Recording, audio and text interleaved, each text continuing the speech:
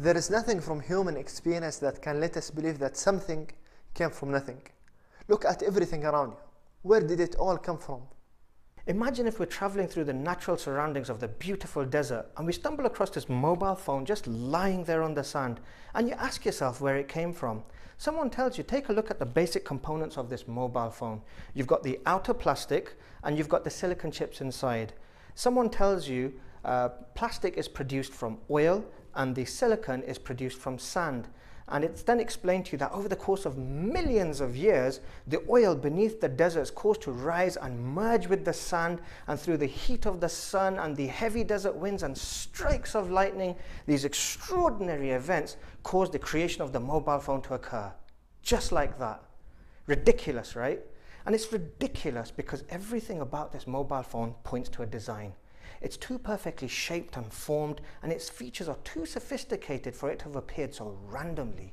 Only Earth sustains life as we know it today. Everything that we know about Earth suggests that it was created to support life. The size of the Earth is immense, yet there it is floating in the universe orbiting the Sun. At the same time, it's tilting and spinning on its own axis. Just think, if the Earth was to go around the Sun any faster, we could break out of orbit and all life would end as we spun off into the vast universe. Likewise, if we were to orbit slower, we would be drawn closer to the Sun and burn up. If the angle at which the Earth is tilted was a few degrees off, then we would not have our seasons and we would suffer all sorts of disasters affecting the weather, crops, animals, and the food we rely on for survival. And what about the Moon? Have you noticed how fully it hides the Sun during a solar eclipse, even though it's nowhere near the size of the Sun and it's millions of miles away? Everything is in its place, working in perfect precision. Can you imagine what levels of calculations are required to achieve this level of precision?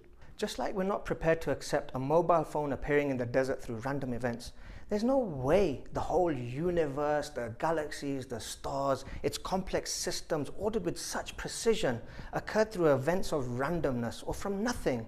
And the same can be said about the existence of human beings. And this brings me to something that God says in his final revelation, where he says, "Were they created by nothing?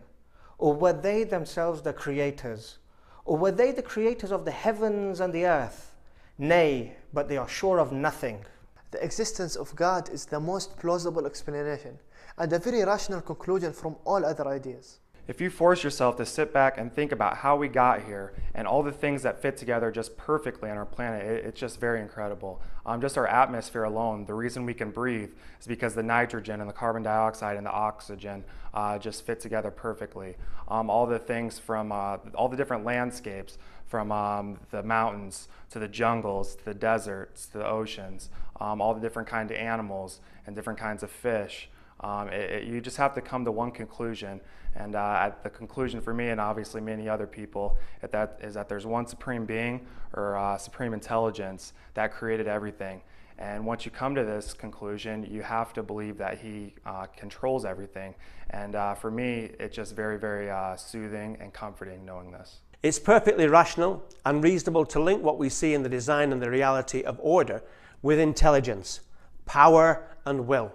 It proves the existence of an intelligent and creative being, and that can only be what we understand to be God. And who is God? Well, we know about God through what God himself has revealed in his final revelation, the Quran. In it, God states, "Say, he is Allah, the One. Allah is the self-sufficient master upon whom all depend. He begets not, nor was he begotten, and there is none co-equal or comparable unto him."